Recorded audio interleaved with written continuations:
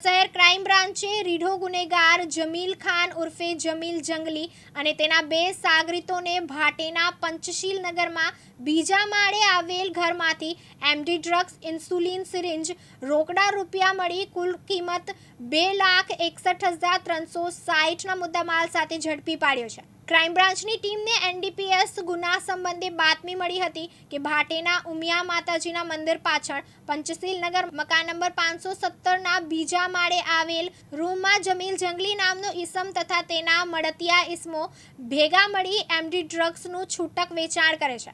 ત્યારે ગઈકાલ તારીખ 19 એપ્રિલ 2025ના રોજ ભાટેના ઉમિયા માતાજીના મંદિર પાછળ પંચશીલ નગરના મકાન નંબર 517ના બીજા માળે ત્રણ ઈસમો જેમના નામ છે જમીલ ખાન ઉર્ફે જમીલ જંગલી, આમિર ખાન, તૌફીક જહાંગીર પટેલ અને રેહાન રહેમાન ખાનને ગેરકાયદેસર માદક પદાર્થ એમડી ડ્રગ્સ કુલ વજન 12.540 કિંમત ₹1,25,400ના મુદ્દામાલ સાથે ઝડપી પાડવામાં આવ્યા છે।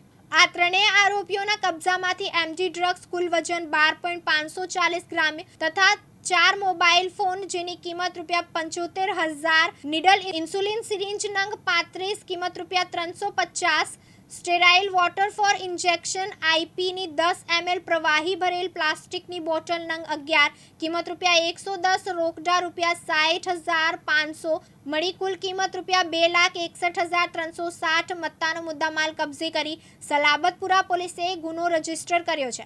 પકડાયેલ આરોપીઓ મેફેડ્રોન ડ્રગ્સનો જથ્થો ડ્રગ્સના બંધાણીઓને છૂટકમાં મેફેડ્રોન ડ્રગ્સ વેચાણ કરતા હતા।